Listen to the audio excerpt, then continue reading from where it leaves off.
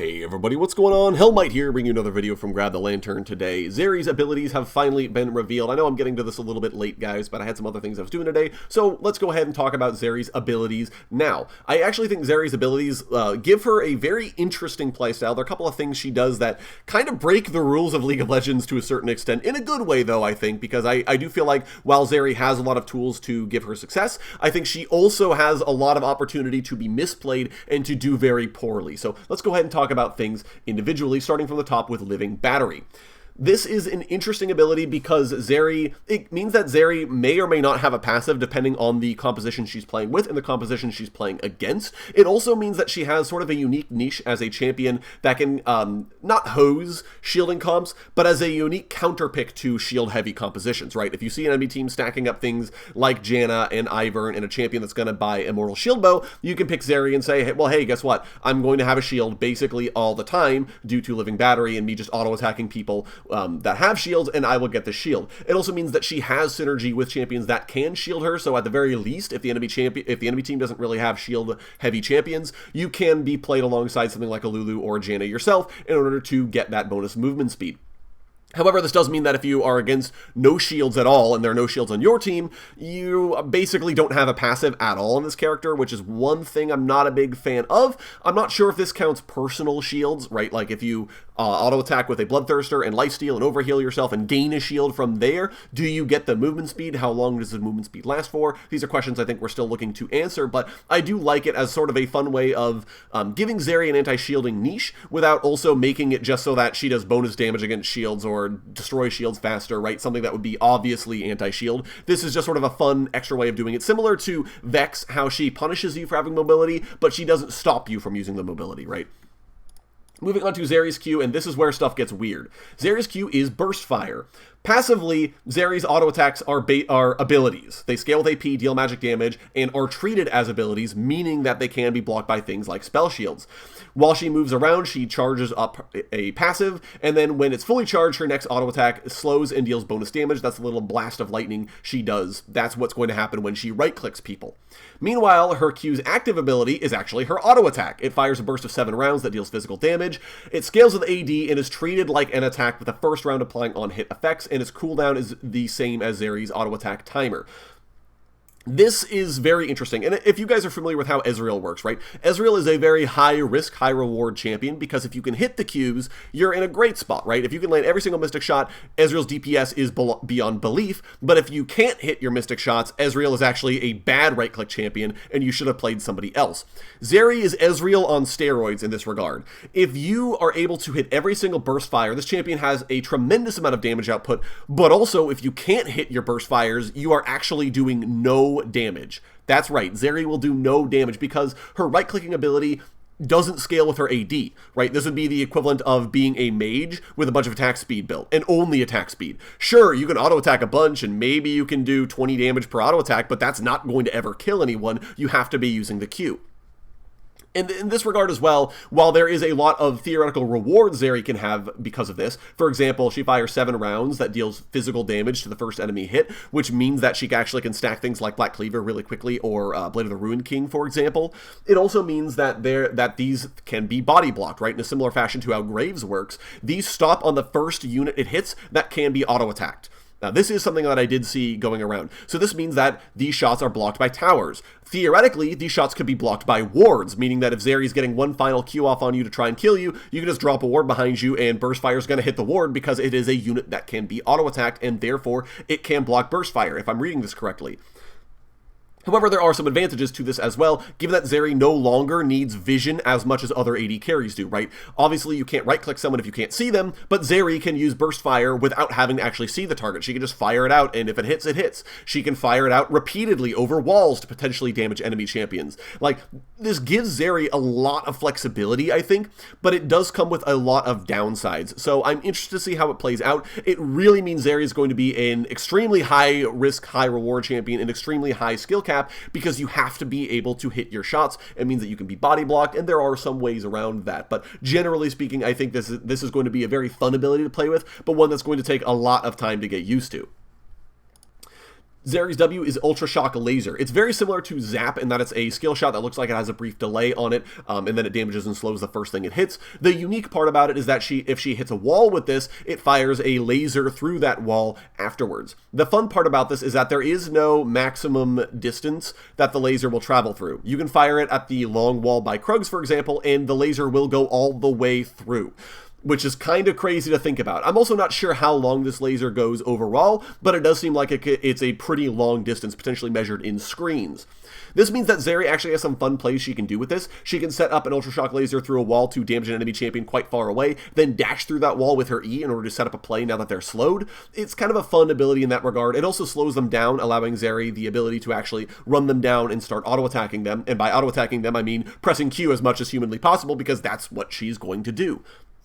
It does mean that she can hit someone with an Ultra Shock Laser, dash through a wall, auto-attack them with her fully charged Q passive in order to land another slow, and then start rat-a-tat-tatting from there. I think this could be a really fun ability to use, and there are a couple of things that make it interesting, but generally, in lane especially, this is just going to be Jinx Zap, basically.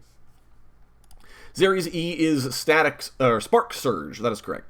Zeri dashes a very short distance, and her next 3 casts of Burst Fire pierce through enemies. This dash will go through terrain she collides with while she's dashing, and this just goes through the terrain, right? This is like Talon E, where he just carries all the way through the terrain no matter how big it is. In addition, if you hit a champion with an attacker ability, Spark Surge's cooldown is reduced. So in this regard, it's very similar to if you combined Kai'Sa's Supercharger with Talon's Assassin's Path. It goes all the way through terrain, and it has a refund mechanic allowing you to reset this and get access to it more often. I feel like this is a pretty fair ability for Zeri to have. Again, her auto attacks can all be body blocked, meaning that she needs mobility so that she can jockey for position and kind of find open angles to fire at somebody with burst fire. So in that regard, I think she does need a low cooldown mobility spell. Obviously, she does have to reset the cooldown. I think it's like a 24-second cooldown at early ranks, meaning that she has to be very careful about when and where she uses it, and has to play the reset game on it, especially given that this only resets on champions, meaning that if she uses this to dodge a skill shot in lane, she can't just reset it while hitting minions, right?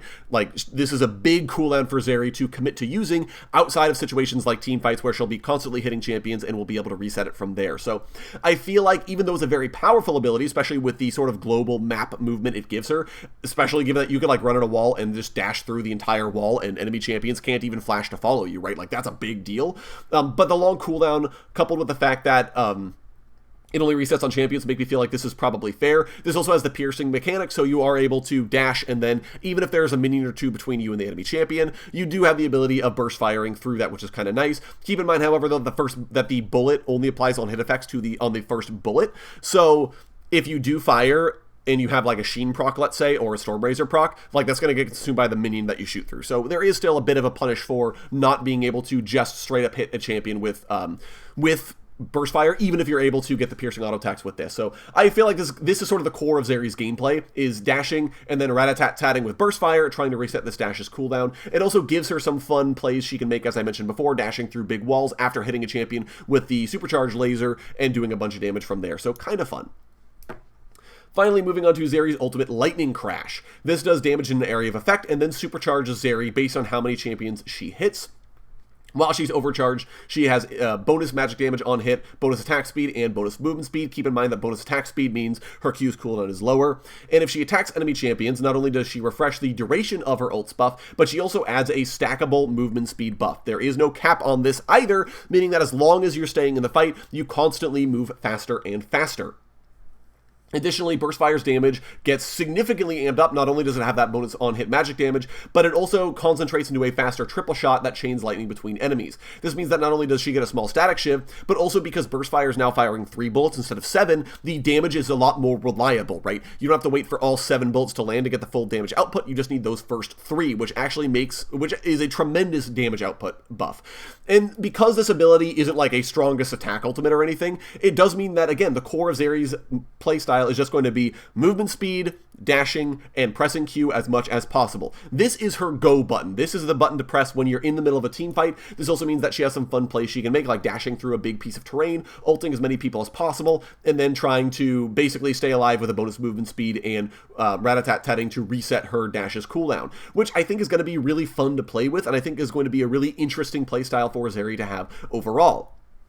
Speaking of playstyle, like I said before, Zeri is going to be very much so the kind of champion that absolutely has to be very skilled. You need to be landing your Qs. You have to be careful with your E resets and your E dashes. This isn't an ability you just kind of throw out, because if you do that, you're going to get mega punished because you don't have your mobility and can't easily reset it. Unlike Lucian, who can dash but then can reset it by just double tapping on minions, right? Like, Zeri really has to be committing to champion trades in that regard. That being said, she does have phenomenally high damage output if she is able to land a bunch of Qs on champions, especially if they're outside of waves, which does mean that I feel like she has the option of being quite aggressive if she wants to be. Obviously, she's going to synergize very well with champions that can shield her, so she can get the bonus movement speed, but also has a bit of a flex pick against shield-type compositions, because she can basically say, oh, your shields? They're my shields now, which I think is going to be quite nice. Her range doesn't look that great, regardless of the fact that she has a skill shot that she can just kind of throw out to do damage with from afar, so in that regard, I do feel like Zeri is a little risky to play. She kind of needs her teammates to set her up by starting off the team fight on the right foot in order for her to then close the gap and start firing Qs, but she also has the ability of just kind of throwing them out randomly to say, hey, I'm just going to try and hit you with stuff from here, and we'll see how that goes. I'm curious to know how this is going to synergize with things like Runons. Does Runons fire every single time she uses her Q? Right? Like, there's a lot of things that I'm like, we're going to need to test things out.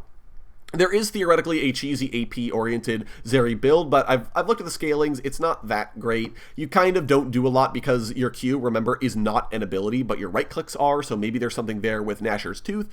Either way, we'll kind of have to see. I do feel like Zeri, though, isn't much of a crit marksman. Her Q can crit, but because it's an ability, I feel like you really want to be going either Divine Sunder or Trinity Force potentially on this character. Alternatively, a Rush for Essence Reaver. You don't really need the mana restore because Zeri's Q doesn't cost any mana, but it does give you ability haste to let you use your other abilities more quickly, especially your E, which is super important, and also has a Sheen passive on top of that to really allow you to lay into champions, because again, the first bullet of your Q applies on hits. So maybe there's a build there. We'll kind of have to see, but I do feel like this is potentially a place where Zeri can be. I don't know that I see this character being played professionally yet, but we'll have to kind of see where her numbers are at upon her release. And that is going to be it for me today, guys. Let me know any details or things that you've noticed about Zeri down in the comment section below. I'd love to hear your thoughts, especially if it's something I missed. If you enjoyed the video today, go ahead and leave it a like. And if you really enjoyed the video, consider subscribing. I upload a video every Monday, Friday, and on patch days as well. Once again, thank you guys so very much for watching. I do appreciate it. And I'll talk to you all later.